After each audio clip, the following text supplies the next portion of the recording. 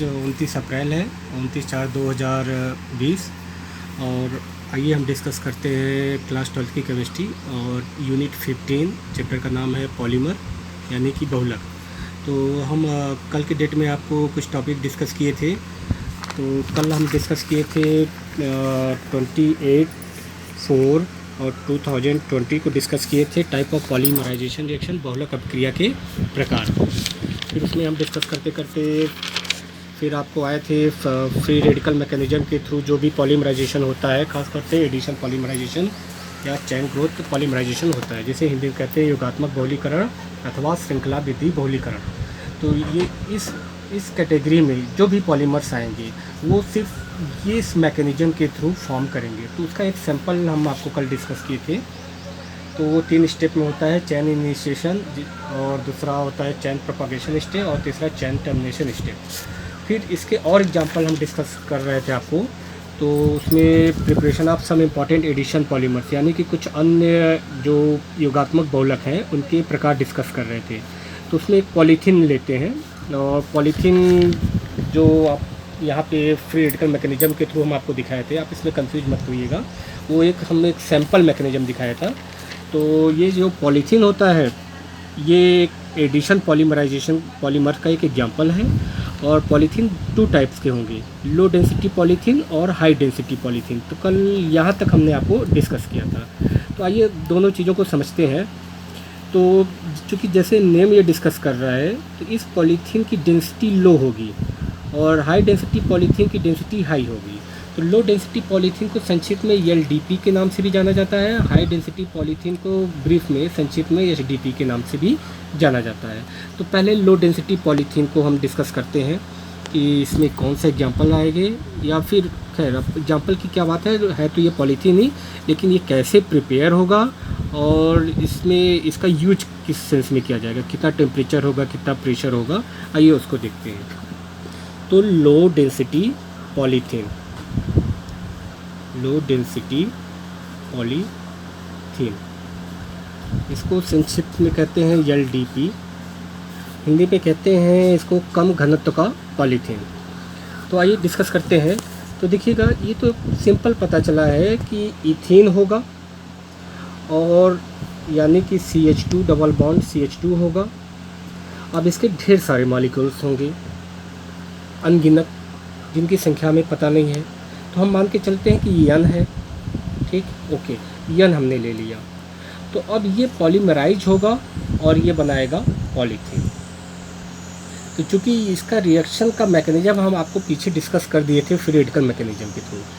तो यहाँ क्या अलग चीज़ है, तो यहाँ देखिएगा, पॉलीथीन हमने बताया 2 प्रकार का होता है, लो डेंसिटी और हाई डेंसिटी पॉलीथीन। लेकिन जो लो डेंसिटी पॉलीथीन होगा वो किस कंडीशन पे फॉर्म होगा, बनेगा, और हाई डेंसिटी किस कंडीशन होगा। तो पहले लो डेंसिटी को हम देखते हैं। लो डेंसिटी पॉलीथीन के केस में प्रेशर बहुत हाई होना चाहिए।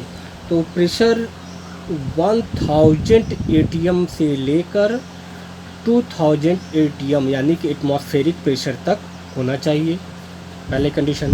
दूसरी कंडीशन ये है, इसका टेम्परेचर 375 नियर अबाउट 350 केल्विन से लेकर 570 केल्विन तक ये टेम्परेचर होना चाहिए, ठीक है, ओके। ध्यान दीजिएगा कि हाई प्रेशर होना चाहिए, और हाई प्रेशर 1000 ATM यानी कि एटमॉस्फेरिक प्रेशर से 2000 ATM, और टेम्परेचर 350 केल्विन से 570 केल्विन के बीच होना चाहिए।